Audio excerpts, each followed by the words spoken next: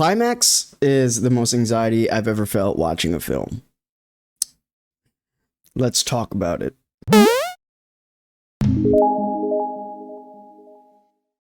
I've seen some weird films in my life. Some of these films include Le Grand Buffet, which I probably screwed up the pronunciation of that, but it's called Le Grand, the Great Buffet. Whatever. It's a French film, and it's a film about 4 men literally eating themselves to death. Go look it up. It's weird. But this one, I think this might be one of the most disturbingly accurate portrayals of what it feels like to have a bad trip. How do I know? Wouldn't you like to know? What is happening?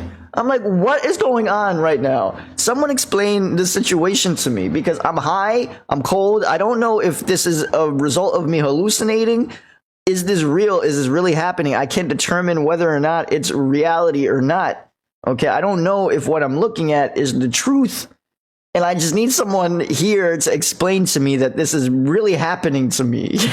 To keep this video moving along, let's go ahead and sound the spoiler alert alarm. If you want to know absolutely nothing about this film, go watch it now. It's on Max. For the rest of you guys, let's get on with it. So this movie starts off seemingly normal. I mean, besides the woman crawling in the snow bleeding to death, you get an idea that something is wrong, or that something terrible is gonna happen. But before we even get into the rest of the film, let's lay down the overall gist of it, okay? Climax is a horror musical about a dance troupe that has what seems like a days-long rehearsal for something in an abandoned school. What this rehearsal is for, or why it's even in an abandoned school, is never explained, but that's besides the point. We follow the dance troupe on the final night as they settle in for festivities of celebrating their final day of rehearsing. And as you would expect, things go bad in a slow burn as everyone realizes that the sangria has been spiked with an unhealthy amount of LSD. And when they realize this, things get weird. Fast. A kid gets locked in a room with exposed electrical wiring. A woman gets set on fire. Another woman kills herself. There's a forcible abortion where one character kicks the other in the stomach. There's incest. And a lot of sexual innuendos and even actual sex on the dance floor. Someone just pees on the dance floor. So yeah.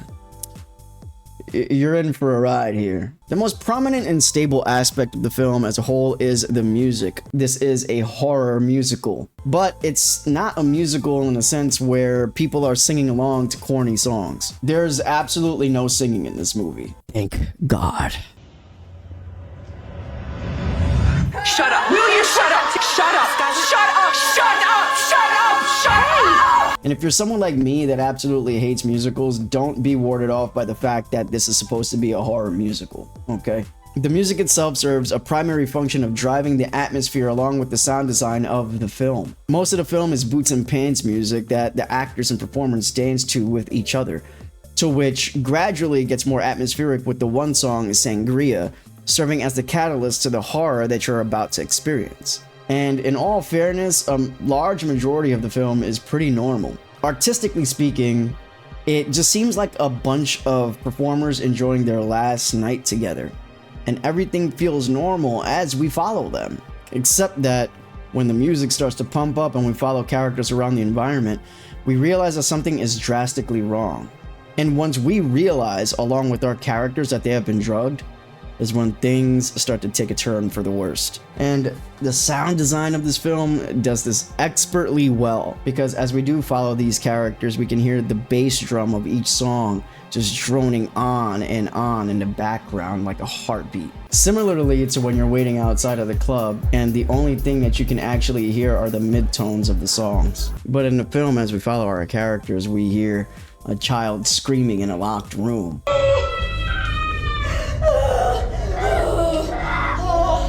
Or a woman crying and yelling.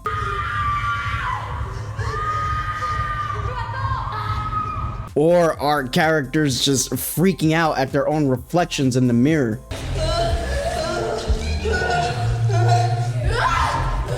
Jittering and tweaking as they traverse their environment. The music and the sound design of this film serve the purpose of transposing you into an environment of anxious chaos as they all try to make sense of their respective trips. And it becomes even that more terrifying when you see the child drinking the spiked sangria. Yeah, that kid starts tweaking too. The entire film has very few cuts, and it's mostly shot in one take.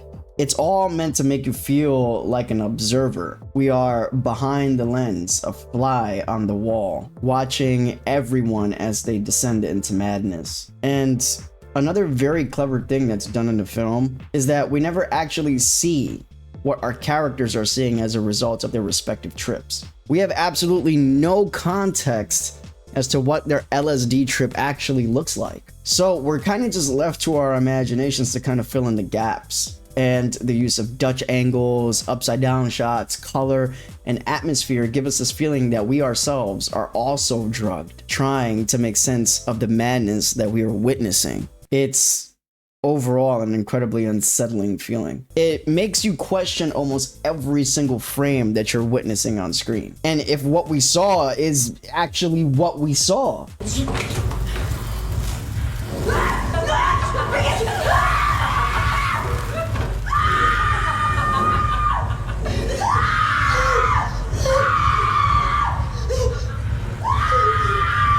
Like, did we actually see that? Did that actually happen? And the cleverness of this specific scene is that we don't see this woman again until the end of the entire film, as we witness her putting water on her burned head in the bathroom. The way this film is shot is purposefully done in order to make you question your reality. Because who in the world would actually put this much LSD in sangria? Who in the world will lock a child in a room with exposed electrical wiring? Who would kick a pregnant woman in the stomach? I guess a school full of LSD tripping dancers would. And the other thing that kind of adds to this level of kind of like a descent into madness is the way that this film is purposefully shot. Between the first and second acts of the film, the camera is dead still, showing a facade. It's showing us a sense of normality. We are sober during this time. And as we descend into madness along with our characters, we change into a shaky, tense camera as we follow our characters into this madness. This is essentially the facade being pulled down. This is the reality of what we're supposed to see, how our characters really are, what their intentions might be. And interestingly enough, just before we dive in, we get a long scene of duo interviews on what the mindsets are of each character before they do one last dance circle. When I started the movie, I thought I had watched it before and it was at the end. The film is kind of backwards by way of its structure. The credits roll in the beginning, and at the end, when you finally get to the climax of the film, see what I did there? And you realize who actually spiked the sangria, you get the title of the film.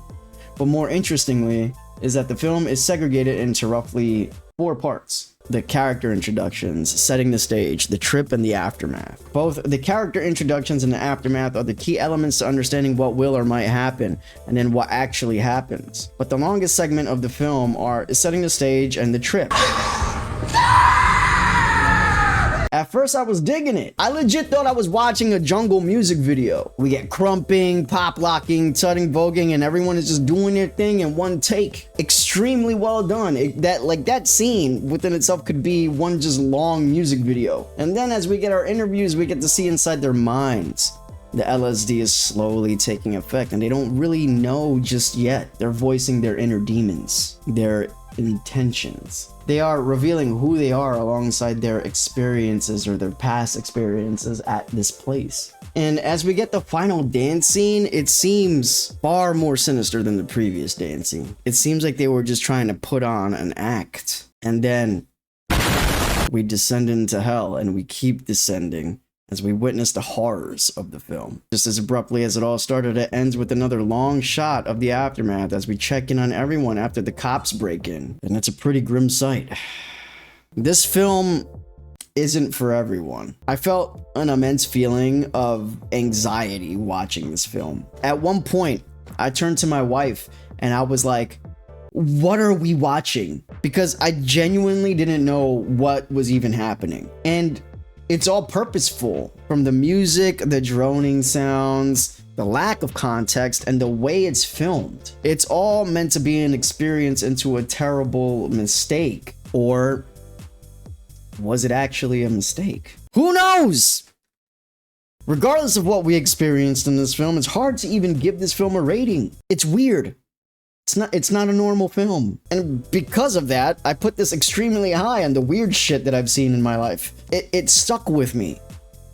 Long after I lazily dozed off into sleep. And most of the reason why this stuck so hard with me is mainly because of that kid who was screaming in the background of the film. And he's just locked in a room with exposed electrical wiring. And it's not until the point in time that everybody realizes that the power cut off, that the mom freaks out, that you realize, oh my God, the kid is dead. And we don't want to believe it. We want to pretend like nothing happened. We want to imagine that the kid is still alive somehow, or he cut the power off by some other means. And we aren't shown the horrors of what we actually know throughout the film until the very end. Yeah, that kind of stuck with me. What did you think of Climax?